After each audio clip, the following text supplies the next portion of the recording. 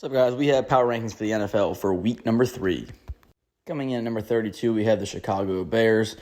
Starting with a rough 0-2 start in Justin Fields' third year. The reason why I decided to put them at 32 was just because I feel like we had much higher expectations for this team than most of the teams around this area of the list, considering that Fields is not a rookie, not even a second-year quarterback, and they added DJ Moore in the offseason, and that's why they're number 32.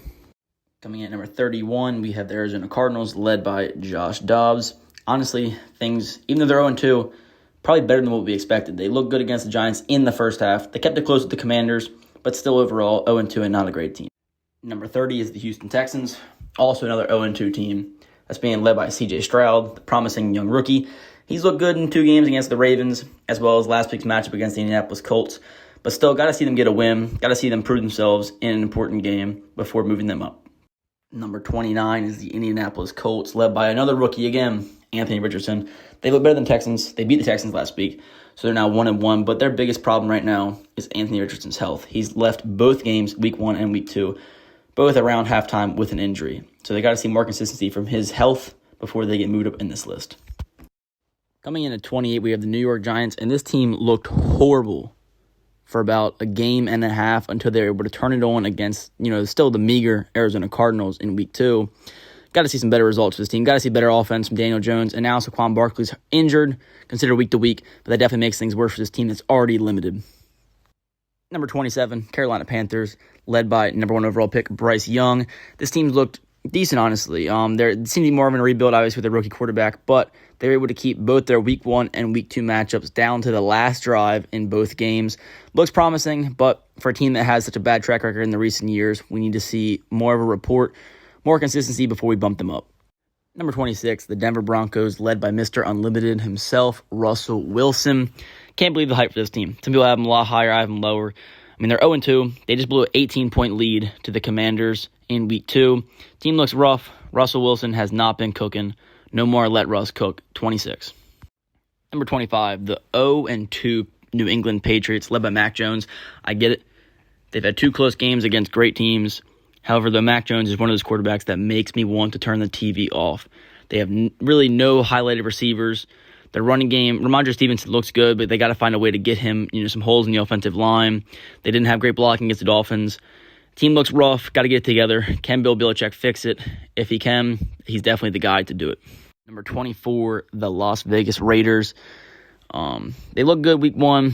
Iffy held it against a not-so-good Denver Broncos team, 17-16, but they just got absolutely sandblasted in week 2 by Buffalo Bills and Josh Allen.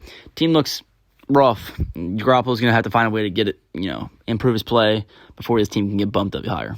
Number 23, the Minnesota Vikings. I would say led by Kirk Cousins, but more so led by Justin Jefferson. This team looked promising. However, they're 0-2. I know they had some decent opponents they faced, but the running game looks horrible. Alexander Mattison cannot get going. Kirk Cousins constantly forcing the ball to Justin Jefferson. A lot of these lists I feel like have recency bias based off of how last year was. I try to factor some of that in, but this team has got to play better, look better, and get a win before I can even account for last year. Number 22, the Tennessee Titans. And honestly, it feels gross to even have them this high. Not something I very much expected, but the way they got that overtime win against the Los Angeles Chargers, who many thought was a very good team coming into this year, definitely spells promising, results for Tennessee Titans fans. Number 21, the Green Bay Packers, with the brand new starter, Jordan Love, playing his first year as a starter with Aaron Rodgers, sent to the New York Jets. The team looks decent. 1-1, had a very close game with the Atlanta Falcons in week 2, but I'd like to see a little more consistency, a little bit more results before we can bump them up, considering that it is Jordan Love's first year, and a lot of inconsistencies come with first-year starters. Number 20, the Cleveland Browns. Their offense just looks horrible, and now they've lost their biggest piece, Nick Chubb, to a season-ending injury. I don't know, this offense looks rough, very hard to watch. Deshaun Watson has to get it together before this team can get bumped up at 1-1 record. I don't know, maybe get him in a massage parlor or something. Maybe that will get him fixed up. Number 19, a surprise 2-0 team, the Tampa Bay Buccaneers. Who needs the GOAT Tom Brady when you have Baker Mayfield? Just kidding, but he has looked good. He's had a great connection with Mike Evans, and a 2-0 record is very hard to try to, disprove against them. So 19 is where they'll stand for now. Number 18, the Pittsburgh Steelers. I said Mac Jones makes me want to turn the TV off. So does Kenny Pickett. That guy, for some reason, he is just not entertaining as a quarterback whatsoever. Najee Harris sometimes runs like he's stuck in mud. This team's got to find a way to improve their offense. They're in a very similar spot as the Cleveland Browns, and they just played each other in Pittsburgh, and Pittsburgh barely inched out of victory. So I think these teams they deserve to be close to each other in rankings, both of them 1-1. But the Steelers get a little bit edge from me now, considering that Nick Chubb is out for the year. Number 17, the Los Angeles Chargers, who are 0-2, and you can ask me how an 0-2 team can get ranked this high, and that's because they are only the 33rd team since 1966 to score more than 50 points in 2 games with 0 turnovers, and they're the only team to have an 0-2 record. I feel like it should be a small defensive, adjustment for the Chargers to get out there. They're kind of on the bad side of luck right now. Look forward to kind of start getting rolling. The team doesn't look terrible right now. Herbert's been playing well. The receivers been playing well. Eckler, when he gets back, will be playing well also. Overall, they're not in a terrible spot, so I can't rate them too low, but I can't rate them too high. Number 16, the halfway mark, the Washington football team, Commanders, Redskins, whatever you want to call them. They're 2-0 and led by Sam Howell.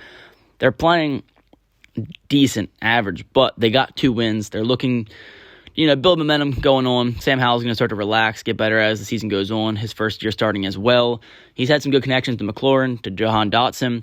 Look for that to continue. Right now, they're perfect definition of average to above average. I think the ceiling is much higher, though. They could become a top 10 team by around week 7 or 8 if they continue this pace. Okay, number 15, the Los Angeles Rams, 1-1. I did some research looking at other, websites' power rankings, such as NFL.com, to kind of get an idea where people had teams ranked. And for some reason, every single ranking had the Rams like 26, 27. That doesn't make any sense to me at all. I get people have recency bias from how poor they played last year, but this team is 1-1. They had a great win against the Seahawks, who just beat the Lions. So they're not a terrible team. And they also were able to keep it close against the division rival and one of the best teams in the league, the 49ers. Matthew Stafford still has it. Puka Nacua looks like a great rookie receiver. And Cooper Kupp's not even back yet. So once Kupp gets back, this team can continue on their great roll towards being a top 10 team once again, like 2021. Okay, number 14, the Seattle Seahawks, the team that I was just mentioning, the Rams beat in week 1. But the Seahawks turned that performance around so much in week 2 against the Lions. That offense looked amazing. Geno Smith looked like 2022 Geno Smith again, firing on all cylinders, using all his weapons, especially Tyler Lockett and DK Metcalf. What a great overtime win for that team. A 1-1 team, but the potential and upside is still there. Number 13, the Atlanta Falcons. Who would have thought? Who would have thought? 2-0. That rushing offense looks so great. Tyler Algier, Bijan Robinson, the rookie. Desmond Ridder, he just has to not turn the ball over. Be a game manager, be a Jimmy Garoppolo, make the plays that he needs to make. And he doesn't need to make a lot of them because that running game's already doing so much. The defense looks good. They're on a good roll. I love the way they're controlling the football. Number 12, the Cincinnati Bengals. I wanted to put them so much lower on this list. You have no clue how bad I wanted to. Wait till week 5. If they continue at this pace, they're going to get dropped so low. Burrows looked terrible, to say the least. He's not even going to play week 3. They're rolling in the backup who's never thrown an NFL or never completed an NFL pass in a real game. The team looks like they're in a rough spot, but I can't put them too low because the same thing happened last year where they looked terrible to start out, and then all of a sudden they took off.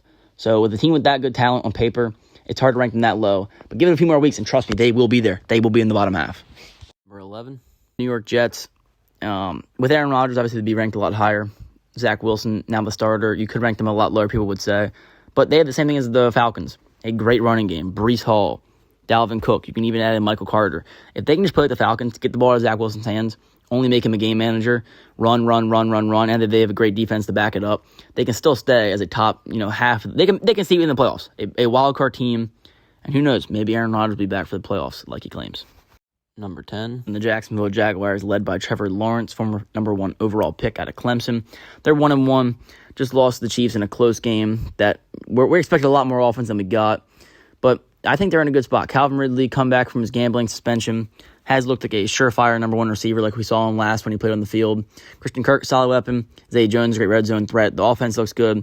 And the defense, they performed well enough. Number 9, sneaking into the top 10, the New Orleans Saints, 2-0, led by really their defense. They went 118 minutes without allowing a touchdown. They were the last team in the NFL to surrender a touchdown this season. The defense looks great. And Derek Carr, he has a good connection with Chris Olave. Alvin Kamara will be coming back soon. The defense is already there quite clearly. The offense will start to find their rhythm. Derek Carr, first year as a Saint, using Olave, using Michael Thomas. When Kamara comes back, it should be all systems go. Number 8, behind the Detroit Lions, they went from beating the best player in the NFL in Patrick Mahomes in Week 1 to losing to Geno Smith in overtime in Week 2. Gotta love the NFL. Still, this team looks promising. Jared Goff showing how great of a quarterback he really can be. Lots of weapons on the offense. Obviously, David Montgomery looks to be out for the year, or at least a sustained long amount of time. But I expect the offense to be able to, actually use their first-round running back this time instead of leaving him on the bench and Jahmyr Gibbs. But yeah, a 9 is a solid spot for them. I could see them improving a good bit, or maybe that injury from David Montgomery will hurt them more than I expect, and we'll see Dan Campbell crying at the podium again. Number 7, the Buffalo Bills. I had my doubts slightly at first in Week 1 when they lost to the Jets on that punt return touchdown in overtime, but honestly, that's just how division of football gets played sometimes. Wacky outcomes, wacky results, but they looked amazing against the Raiders. 38-3, what a blowout. Josh Allen getting it done, and surprising, all the running backs getting the carries in the end zone. Latavius Murray, what year is it? Number 6, the Miami Dolphins, 2-0, Tua and 0. They've looked great so far. I have the receipts for me. I've been saying that Tua was going to be a top 5 quarterback since he got drafted into the league to the Dolphins out of Alabama. I still believe it. I think it's even more true now than it was before, and I think he's on a path to becoming a top 3 quarterback and potentially the MVP. Speaking of MVPs, we have the former unanimous MVP in 2019, Lamar Jackson. With the 2-0 Baltimore Ravens, the team looks great so far. Lamar definitely looked better in Week 2 against the Bengals than he did in Week 1 against the Texans. Love the throw he had to Nelson Aguilar. Check that video out that we have the breakdown for. The team looks great, top 5.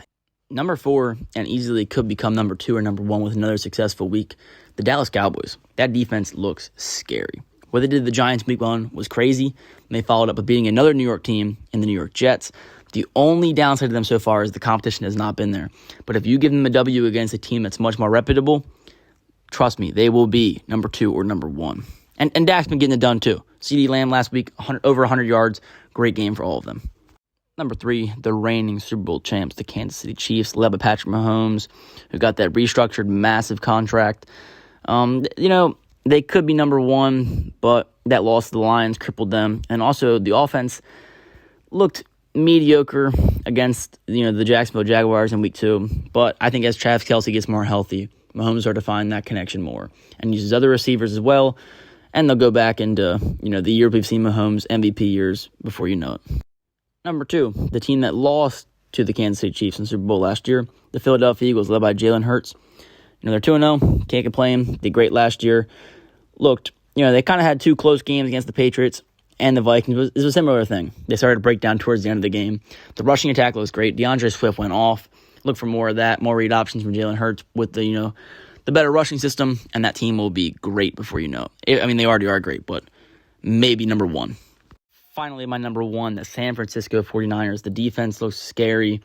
The offense looks great. They have so many weapons. Brock Purdy, all he has to do is just get the ball there. Debo, Ayuk, McCaffrey, Kittle, so many options, so much talent on that field on both sides. Fred Warner, so many different pieces. Nick Bosa.